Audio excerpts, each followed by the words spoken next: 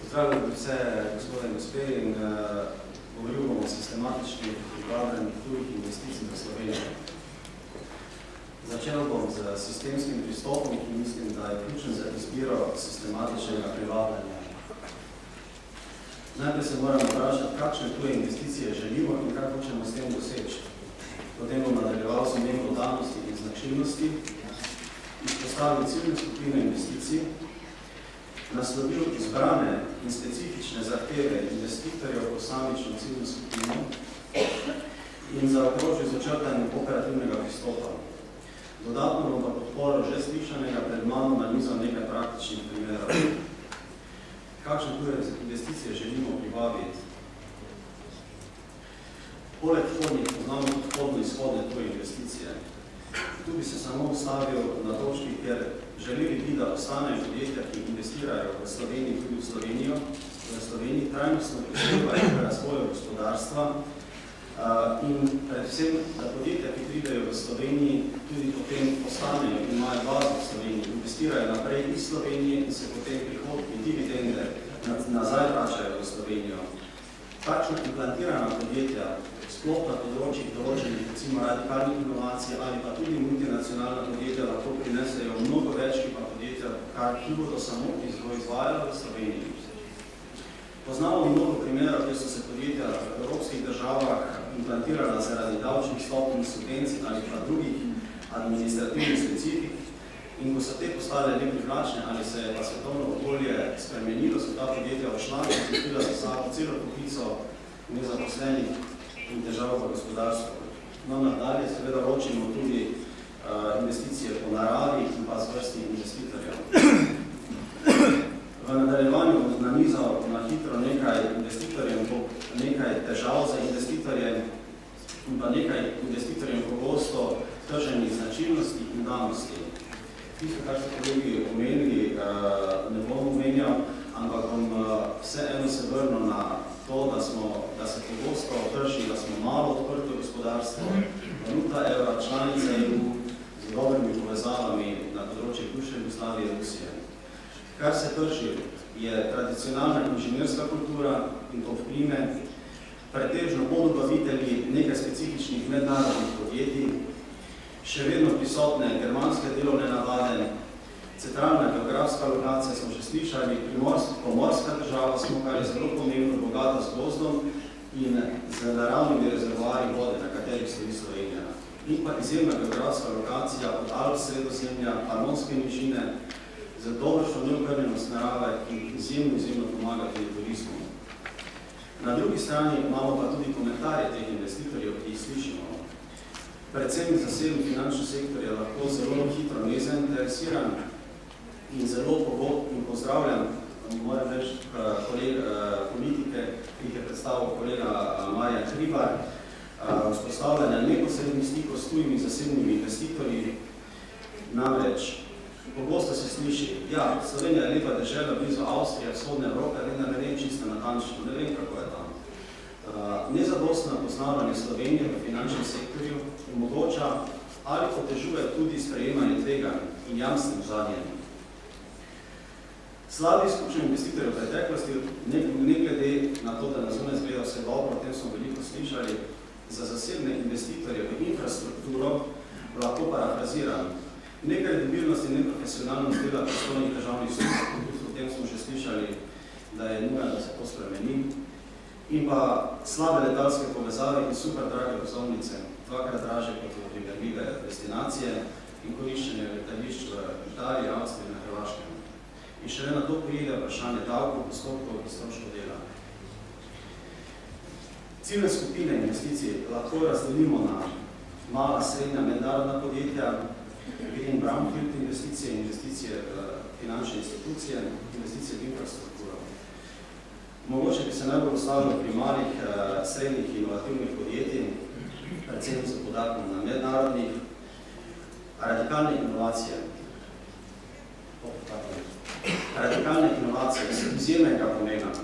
Ustvarjajo nekje po enih statistikah v drugih državah 60% delovnih mest. Radikalna inovacija pomeni, da se firma implantira, raste, razvija, postaja mednarodno podjetje, razvija svoje okolje vzbuja kritično maso, vendar ta mala inovativna podjetja, ki postanejo srednja in potem mednarodne korporacije, imajo težave v financiranju v zadnjih fazah, predvsem tistim fazah, ko postanejo lahko podjetja, ki se resnično razvijajo do faze internacionalnih podjetij, na to se bom vrnil kasneje. Tu imamo tudi tradicionalna industrijska podjetja, spadajo v ist kategorijo, ki se lahko te predvsem so zanimive, ko reorientirajo lastno dejavnost v eno od specifičnosti. Postavil se bom potem investicije v infrastrukturo, veliko razvoja je na tem področju, ki je bilo manj dinamično v prejšnjih desetletjih. Govorim lahko tudi v področju transporta, energetike, naprimer priključnice za električne avtomobile, smart grids, digitalna omrežja, ekološka tehnologija in pa tudi recimo v občinski strukturi, kjer gre za smart cities. Tu bo potrebno veliko denarja in potrebno je, da se tudi na ta področja položi dosti pozornosti. Zdaj vsi ti imajo neke sistemske skupne potrebe in se bom postavil pri nekaj skupnih, pri čemer bom izpostavil predvsem dve, katerih je bilo manj slišati. Stimulativna davčna politika tudi za vhodno-izhodne investicije. Gre predvsem za strateške sektorje, kot so biotech, cleantech, nanotech, e-health, ICT. In pa, ampak za vhodno-izhodne investicije to pomeni še enkrat podarjam, to podjetje, ko se investira v Slovenijo, privabi se podjetja, da investirajo, mogoče tudi v drugih delov Evrope, v katerih nimajo teh pogojev, omogoči se jim dostop do kapitala za okolje in ta podjetja potem investirajo naprej, postajajo in pomagajo razvoju celega okolja. In pa dobre in raznolike letalske povezave, vse po razumnih cenah.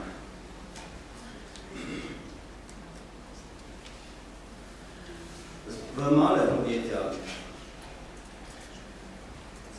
kjer prevladuje tvegan kapital, private equity, zasebni vlagatelji,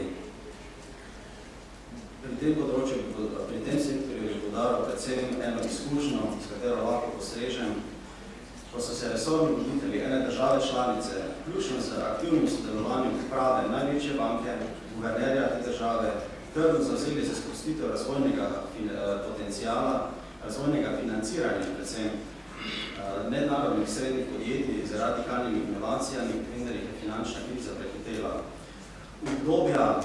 Udobja neobilice časa in za napačne naložbe ni veliko.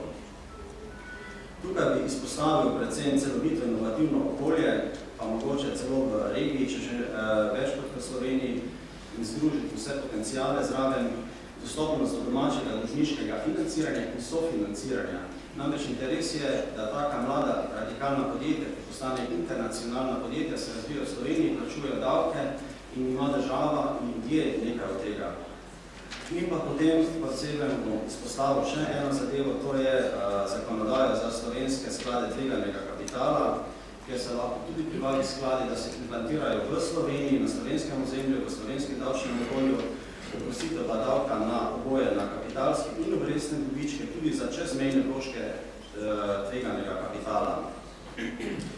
Lahko samo en primer navedem, s katerim sem se srečal, ko najdeš zasebne investitorje, ki so, da bi investirali, se pogosto zastavi recimo vprašanje, vredo kaj pa za zastavo premoženja, za jamstvo in pride do situacije, kjer ni zaupanja v slovenski pravni sistem in pravno okolje.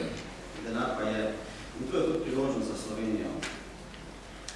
Potem nadaljeval z nekaterimi dobrimi izkušnjami in večjo prepoznavnostjo na področju, ki je potrebna na področju investicij v finančne institucije.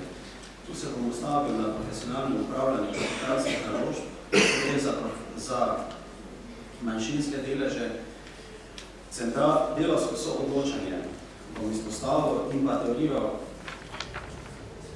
inkorporacije. Vrnil se bom na eno publikacijo leta 2006, v kateri je bil zabeležen beg 30 000 nemških podjetij v Veliko Britanijo ravno zaradi teh dveh vprašanj. delovskega soodločanja, kodeterminacije in pa vprašanja inkorporacije podjetja. Se pravi, mi imamo teorijo sedeža in inkorporacije, ki je pri današnjem trendu redom. Okoli infrastrukture, tu se ne bom dolgo zadržal, bom pa pomenil samo eno. Investicija v infrastrukturo je pomemben širši politični konsens, posebej ključen za investitorje. Trdna zaveza je bistvena in pa izgradnja zaupanja, ki je trenutno zelo nizko na radarju. Bom rekel, da dry powder, to je zasebni kapital, je na voljo trenutno v Evropi okoli 63 milijard neinvestiranega zasebnega kapitala, nekotiranih fondov na voljo. Sistematični operativni pristop, s katerim bom zaključil, operativni angažma in ambicija. Operativni angažma države je zelo potreben za uspeh operativnega pristopa in gre za kulturo zavest, zanesljiva in delujoča struktura s sistemsko grejeno zavedanjem in priložnostmi, vključno z agencijami in drugimi organi v sestavi. Potrebno je vključiti vse dele, ne le gospodarstvo diplomacijo na Ministrstvo za gospodarstvo, dela tudi v dopustnem obsegu tudi politični del slovenske diplomacije, kot že omenjeno drugih delov državne uprave, in gre za organizacijsko kulturo cele državne uprave. Da zaokrožim, ambicija, smelost in prepričanje v uspeh. Okolje mora biti enostavno, smo mala država, mogoče napraviti stvari enostavno, s pametno zakonodajo, izvajanje in pravila, transparentnost, administracija, tu lahko rečem profesionalnost, znati interpretirati situacije in proaktivno poiskati rešitve. In na koncu lahko rečem, moramo imeti dobre zainteresirane uradnike, ki med sabo tesno sodelujejo. Hvala za pozornost.